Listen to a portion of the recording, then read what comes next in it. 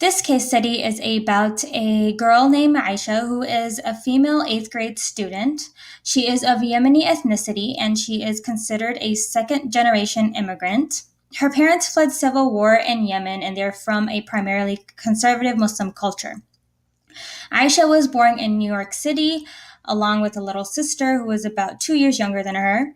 And then she grew up here in Dearborn, Michigan. Now, her mother and father were married very early in their life. They were about 15 years old.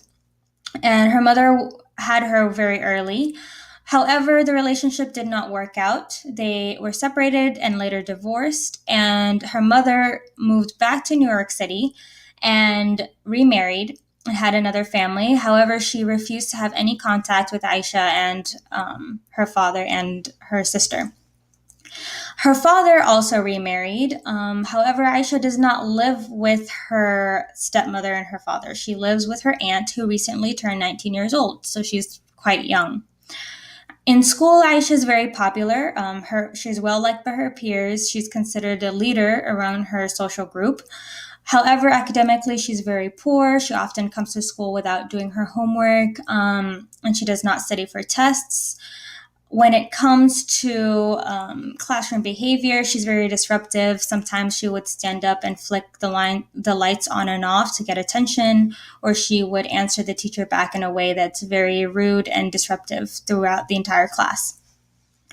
So when we look at approaches on how to help Aisha, we can look at a spec chart. Now in this chart, there are 4 different quadrants for 4 different types of interventions. So this intervention, for example, would be considered the worst possible intervention we could do for Aisha. So it's reactive, it's deficient orientated, it's detached, and it's very individualistic.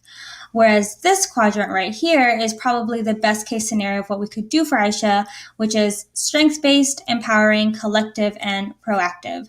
So let's go through starting from quadrant number 3. So number 3, interventions are focused on labeling Aisha as a bad student and as someone who's outside of the norm, someone that is not liked by the system. Expulsions and suspensions without explanation or following up with another aspect of well-being would be considered interventions that fit in this quadrant right here. Now, sometimes people can want to place collective and proactive interventions. However, they're still detached and deficient orientated. So these programs are not really addressing the problems in the community or addressing the core needs of the relevant students. So in Aisha's case, maybe workshops pertaining to uniform policy or the phone policy in schools. These types of activities are alienating and make students feel very disengaged. They feel like, the system doesn't get it, no one understands them, and it kind of helps push them away a lot more rather than engaging them. Now, another intervention that we could use is strength-based and empowering. However, it's reactive, meaning it is due to a problem, and it's still individualistic. So this would kind of look like solution-focused therapy for Aisha, which can still be helpful, and individual counseling sessions for Aisha, while also referring her to a therapist that can help her through a specific situation. These are due to Aisha's concerns, and they're specifically focused on her. However, they are strength-based and empowering. Now, the last quadrant 1, is the best thing that we could do for Aisha. It is collective, it is proactive. That means it establishes a sense of community. It's strength-based for her, and it is empowering for her. So what that looks like is, since Aisha enjoys art, helping her to get involved in developing that passion and that identity through that interest, through clubs, through programs, through classes that she may enjoy. And pushing her towards those things will push her away from other things that may disrupt her or disengage her. This can also look like parental workshops on study skills to help her get her family involved in supporting her academics. So in this case, it would be her aunt trying to help her in that way.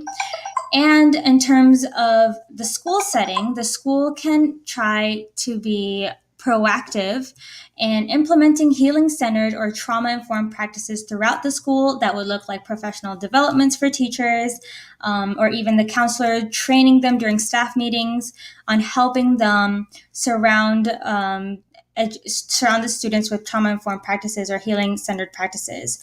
And then helping a restorative justice program in the school setting will help students like Aisha not necessarily be affected by punitive punishment, but help her be reformed in restorative justice approaches in school.